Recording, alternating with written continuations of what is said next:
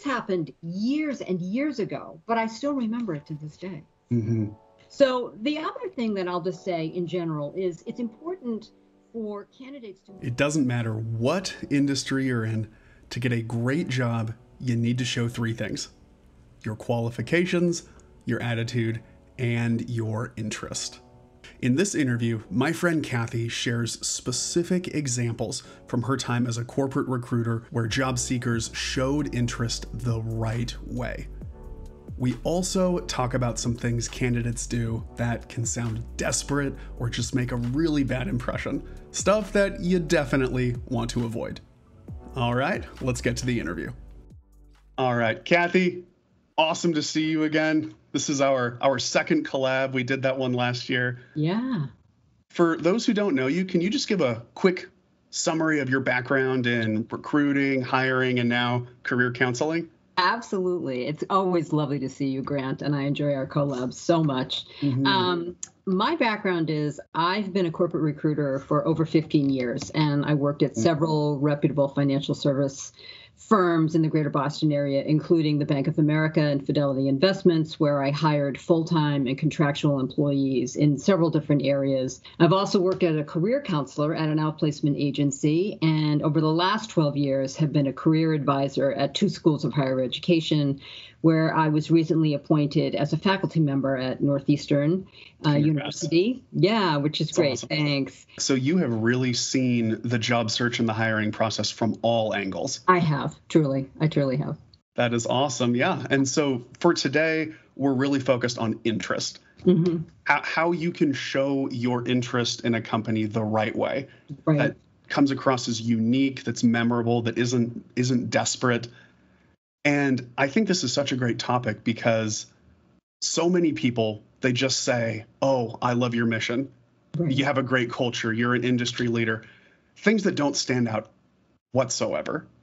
Yeah, they're nice to hear, but I think there are other things that you can do as a candidate to really set yourself apart from the competition. You know, one of the things that I tell students and alums and adults who have graduated and are working is you really need to research the company beyond the company's website, because the company's website of information they want you to know.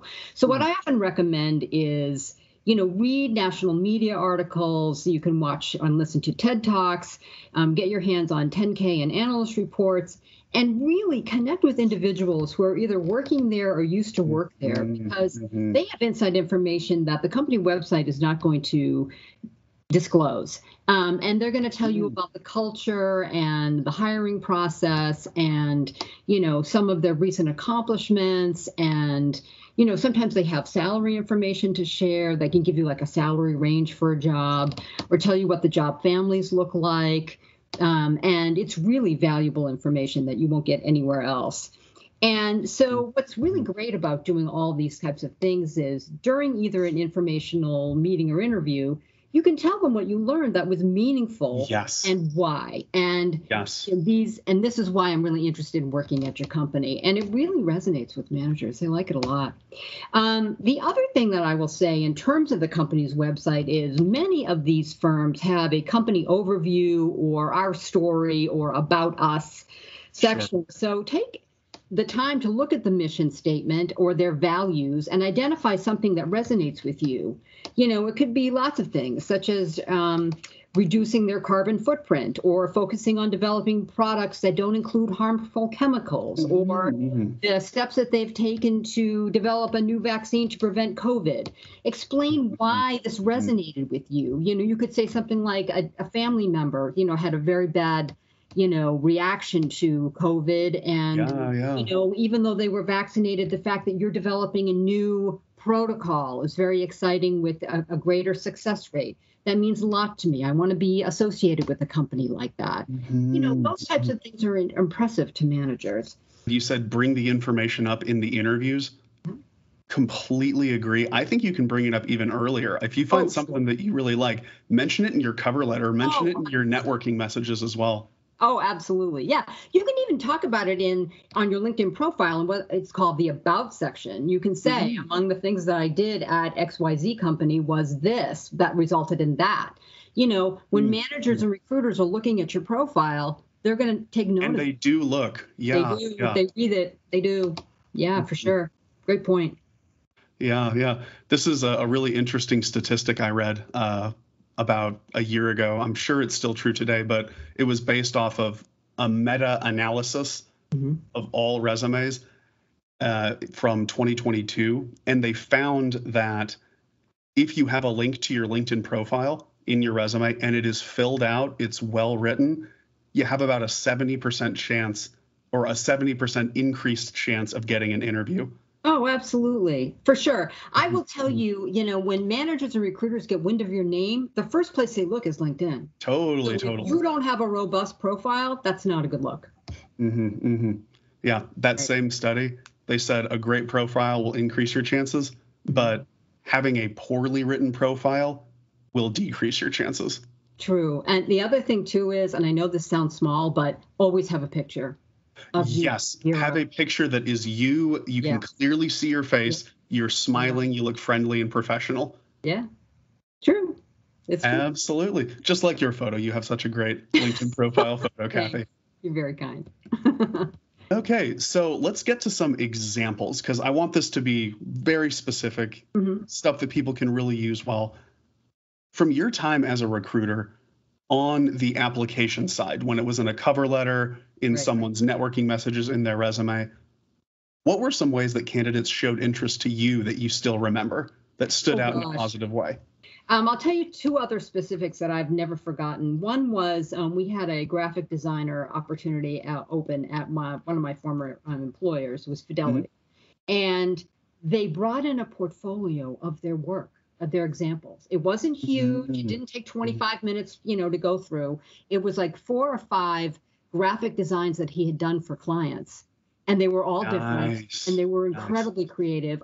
It wasn't required on the job posting. I didn't tell him to bring it. He took the initiative to bring it, and he shared it with the manager. And you know what the ending is. He got the offer. Absolutely. It was really great. And then there was another time when I had a candidate who asked me questions about the firm's recent acquisition of a smaller company. He'd read about it in the Boston Business Journal. And it was recent. It was in the last. So that was not widespread, widely known information. No. I mean, how many people read the Boston Business Journal? Raise your hand. Not many. But this person did. And he seemed genuinely interested in learning about how it was going to be leveraged going forward. And it really demonstrated to me that he had done some extensive research. And it was really impressive. And he, again, discussed this with the hiring manager. And the manager was really impressed that he went the extra mile. So those are ways that candidates can stand out. And this happened years and years ago, but I still remember it to this day. So the other thing that I'll just say in general is it's important for candidates to make a connection with either the hiring manager or the recruiter, because 10 minutes is what I call do I like you phase. And like on a personal level, it doesn't matter how many degrees you have or how many years of experience. If they don't like you, it doesn't matter. So you need to be likable. So strive to make a connection. Smile, be genuine, be present, ask intelligent questions, all of those things. Speak in a way that shows it's really coming from your heart, that you're not just reciting something you memorized. Or if it's a Zoom call, please don't just be looking on your screen, obviously reading something that you wrote down earlier. Exactly. Yeah, no, it's a death knell. I know sometimes people have double screens, and so they're looking over here reading, and you know they are. And, it comes across as disingenuous. So try not to. Sure. I think having notes or referring to notes you've made, that's fine. But if you're literally reading word for word the answer, there's a difference. Yeah, there is a difference for sure. And it's okay to look down and say, I just want to check my notes to make sure that I've covered everything, or, all my questions have been answered. I've had hiring managers say, I don't have a problem with that at all. But when they're over here reading, that's a problem. Absolutely. Yeah.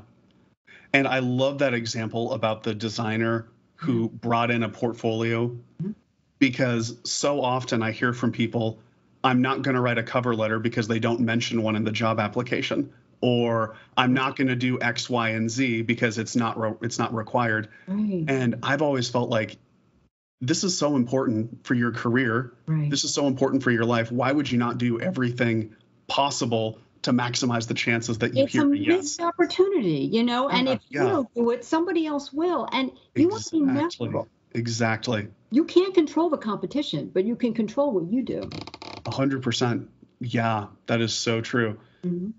So that kind of segues into the next topic. Mm-hmm. You gave some examples of great ways of showing interest. How about the opposite? What are some things candidates have done that kind of ruin their chances? I will talk about some of those for sure, and these are pitfalls, obviously, to avoid. You know, if candidates don't demonstrate in a cover letter or an email that they're not only interested but qualified, I'm not going to contact them for an interview. I tell my students all the time, and alums as well, you know, you have to be an 80 to an 85% match minimum in this job market. It's very, very competitive. Yeah. And so you have plenty of opportunity to look at a job posting in the second half, which are the requirements or qualifications, and ask yourself, am I a strong match for this? And if you are, you don't have to be 100% match, but you have to be at least 80 to 85. Sure. And be sure to talk about what you bring to the table, not what you don't. Because if you write a cover letter or an email, despite the fact that I have never, or although I don't know how to do this, you're just giving them reasons to turn you down. Yes. So focus on what you do bring. So that's really, really important. And here's another thing that sounds pretty simplistic, but I see it a lot.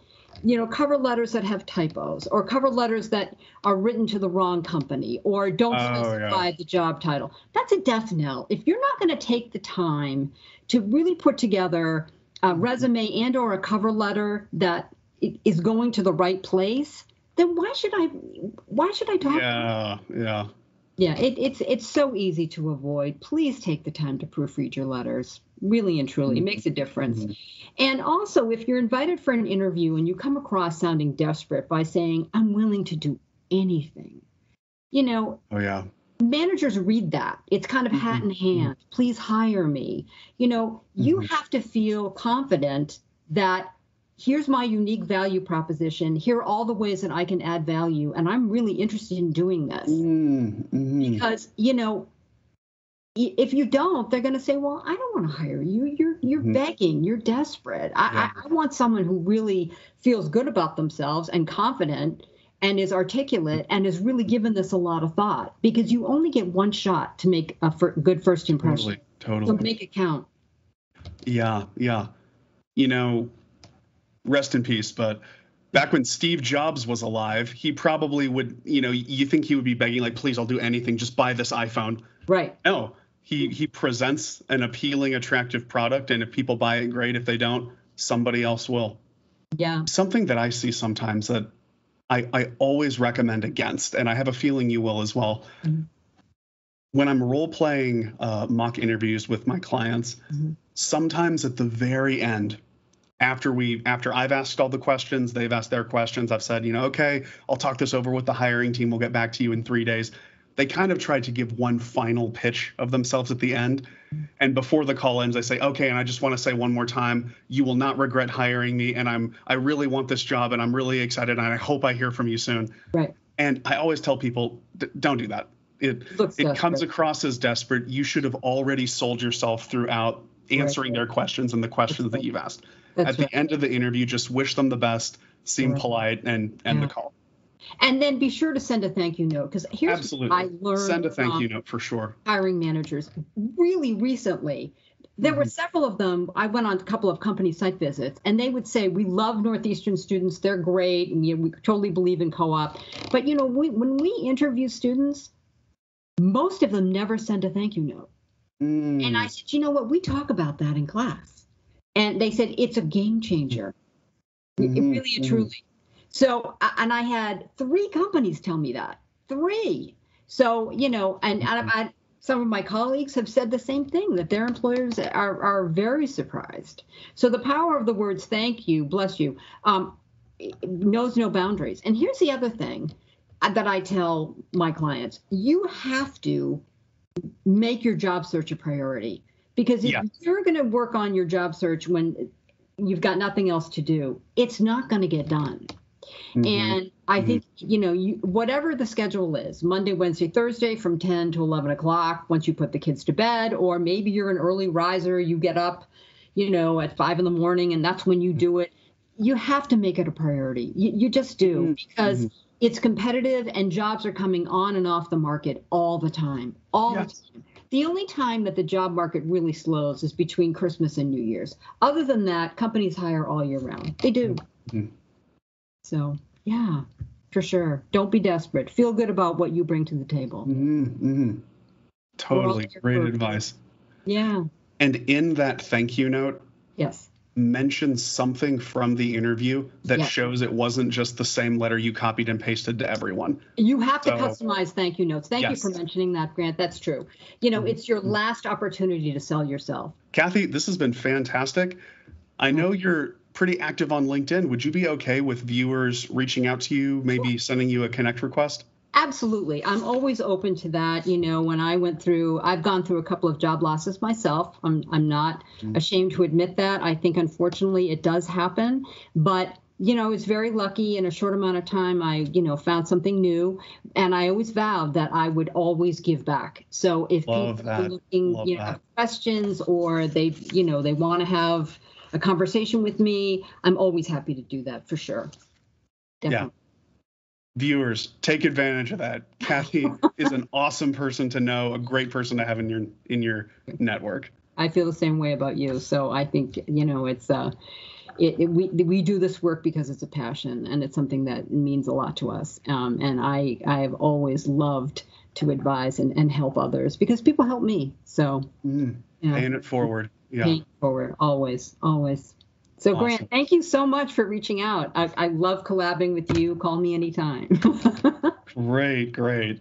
All right, my friend. Awesome. Have a great rest of your night, Kathy. I wish you the same. Take care, Grant. I'll see you soon.